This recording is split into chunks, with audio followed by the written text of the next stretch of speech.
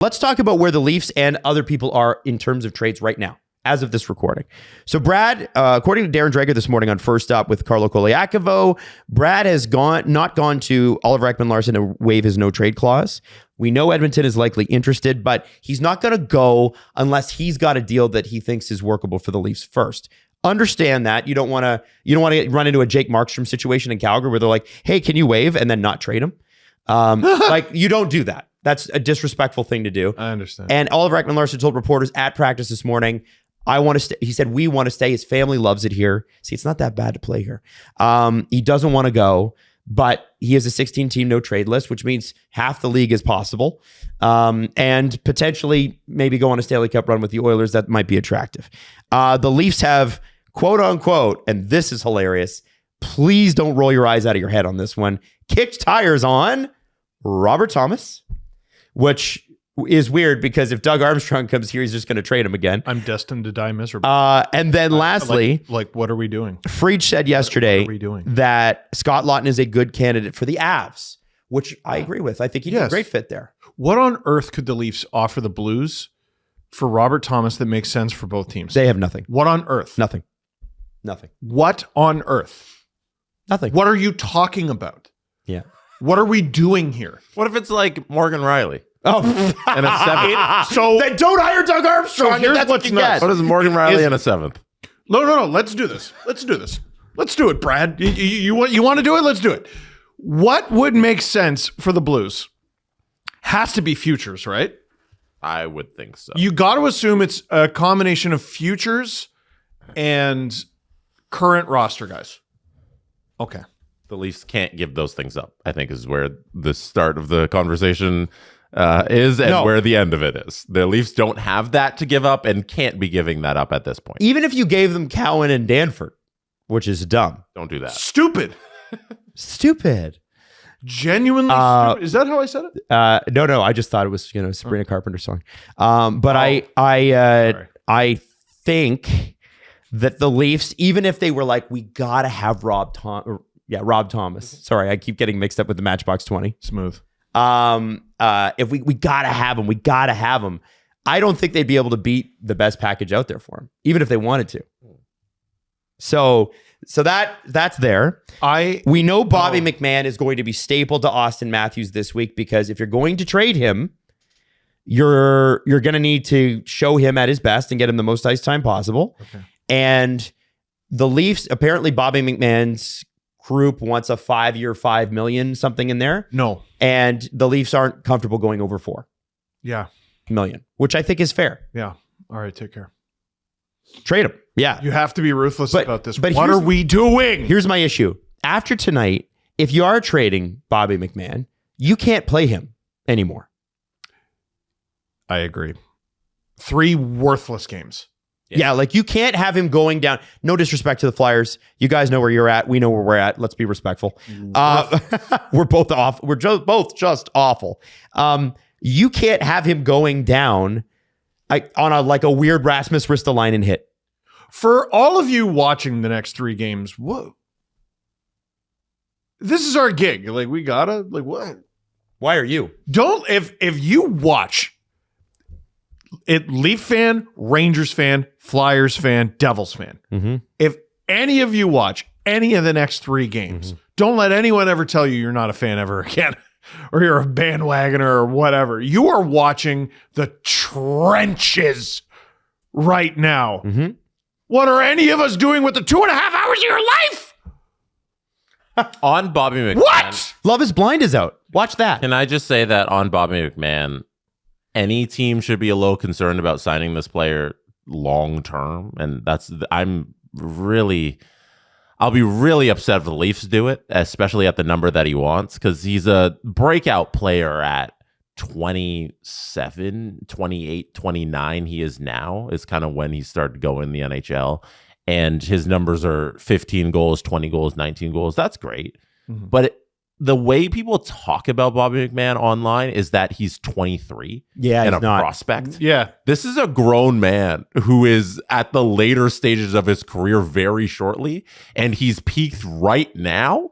And this is probably it. And you have to be realistic about this player. It's fun that he's emerged and he's a late bloomer, but the late bloom isn't going to continue through till he's 40. And what's his number one attribute? Physicality. His speed. Speed. And you're going to sign him until he's 35? That thing- Are you out of your friggin' mind? That's the first thing that's going to go. You can't go more. I wouldn't be comfortable with them going any more than $4 million a year, probably less, and not any more than $3 million or 3 years. No, I don't want the player. There's no grown-ups. Go get everything. There's no grown-ups. And if he truly wants to be a Leaf because he loves Toronto that much, give me a discount on July 1st. That's how you have to enter these negotiations with him. It's not you're signing him now and you're not getting assets for him. That's crazy. He's going to probably have a really good playoffs for somebody, but you don't need him right now. And you don't need him in 5 years at $5 million. Can I also throw this at That's you? crazy. I don't want to tank the man's value because I desperately like a first round pick, but he has never scored a goal in the playoffs. Yeah, listen, if you are another team executive, do not listen to this. No. Oh, okay. Leafs fans, what? I think he's going to have a good playoffs this year. I do too. I think he can. Next year after, 4 years from now, I have no confidence that Bobby McMann is a top 6 player. That's why the fellas. Oilers kind of make sense, right? Because it's like, that's their window. Yeah. This is the dream. This is the dream, fellas. For everyone, it goes up, it goes down. It goes up, it goes down. You contend, you're not contending. It goes up, it goes down. This is the dream. You scout a guy, you find a guy who you didn't even have to draft. You found a diamond in the rough and you developed him. And now you could trade him for what is as high as like a first round pick, maybe a second plus whatever. That's the dream. This guy was a growler. He was a Newfoundland growler. You took him from college random man to ECHL player to AHL player to NHL player who gave you lots of good games and now has value on the trade market, and you're going to piss it away? Every hour that passes before the deadline, this is... How long did I say? You have work to do. And the earlier you get your work done, the more work you can get done. If Bobby McMann, who we all know is getting traded. No, we don't. No, we don't. No, we don't. We don't know. We don't know that. We don't know what they're doing. Last week there was a hint of, I think they've made some progress on an extension. Now that apparently is stalled, but they did say it. It was said. I have to go back to the Marner stuff. Sure. Because we were all like, I love going back there, man. Bring it back. Well, no, because people at the end of the day, at the end of the season, it's going to be the number one thing everyone talks about. We all said for years, for like 4 years, hey, so here's how this is going to end. And then it ended that way. And all of a sudden, we're the idiots. We forecasted this years in advance. And the Leafs didn't do anything about it. And now here they are sitting in the repercussions of not doing anything about it. And they're not doing anything about it. Are you guys all daft? A front office of a general manager, 5 assistant GMs. The GM has an assistant. There's a CEO that oversees everything. You have the greatest video staff. You have this enormous scouting staff. What the fuck? You're not doing anything? By the way, the Leafs missed they challenged a goal on Saturday night, and it was Berube's challenge because Sam Kim and I forget the other video announcers. Jordan Bean. That's not how the rule works. And Sam Kim and Jordan Bean were like, no, don't challenge that. And Berube did and lost the challenge. Did you guys? Yeah, cool. We'll have our perfect record shot. Thanks for that. Attaboy. Yeah. Were they getting too many flowers? Probably. You just couldn't handle it? I think, what was that? I think we got to have... Listen, here's what I want to know. Jesse, let's take that clip and let's say on Friday, Steve freaking out there. On Friday during our live stream, how many trades will the Leafs have to make for Steve to believe, or for you to believe, really, that this front office is a front office of action? Or who are they? Who has to? So it'd be Lawton, McMann, somebody else, OEL, maybe. I don't know. At least 3. I think because you set the over under at 2.5 last week. Yeah. I think that was a really good number. I think you got 2 solids in McMann and Lawton. And then I need you to start getting creative, and that brings you to the 3, 4, 5s. Yep. So I want to see at least 3 trades out of the front office. That's my answer. Keeping Scott Lawton is unjustifiable. Keeping Bobby McMann is unjustifiable. Asinine. Completely unjustifiable. Anyone else with term, I'll listen. But like Nick Waugh, oh my God, you could... a competent general manager should be able to fleece someone for that guy. Callie Yarncroke is a UFA. There's 3. What are you gonna get for Hey, listen, anything? Just anything. No, I agree with that. What do you mean? They should try, but now here's where we are. Right? You need to dedicate your resources to McMann and to Lawton and to anyone with term. OEL. Yeah, anyone with term, right? So you got to dedicate your resources to that, and now you don't have. Now you're potentially going to be stuck with like Benny and Yarncroke because you didn't do the work. You didn't get anything done ahead of time. You mean in terms of just the resources? You mean like calling general manager? Yeah. Yes. Okay, They have 5 AGMs. They How should are you have the getting resources. spanked by the Canucks, dude? The Canucks went out and they're like, okay, Quinn Hughes. I don't remember the order, if it was Quinn Hughes and then Kiefer Sherwood or... Yes, you have it right. But now they haven't... Listen, the team sucks, but they have an easy breezy trade deadline. You got Quinn Hughes done, and it looks like you did pretty well. Mm-hmm. And you got Kiefer Sherwood done, and it looks like you did all right. Now, what are we going to do? Myers? You want to try Myers? Maybe a Garland. Maybe we'll do a Garland. Well, they got the Myers deal done. They're just waiting for him to waive. Oh, well, the Myers deal is done. It's to Detroit. They're he just isn't sure he wants to leave Vancouver. Can I change my number again? Isn't that nice? Please give me your number. What's your official number? I want 5 trades. 5 trades. Yes. What are the names? 5. Let's cook with gas. Yarncroke gone. Bobby McMann gone. Scott Lawton gone. Troy Stetcher gone.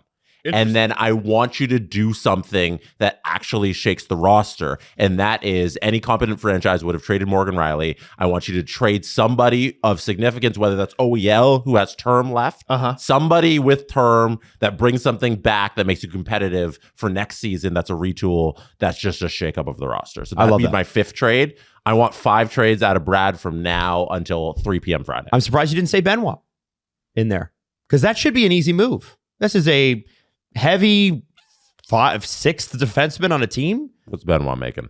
1.15 or something. Like it's nothing. It's a nothing deal. You can bury that. It was at 135. 135. Okay. He is signed through next season, so I don't see that as an immediate move. Oh, okay. That's something I could see happening in July if you really want. If the value now is the highest, then yeah, move Benoit. Maybe that's the 5th move.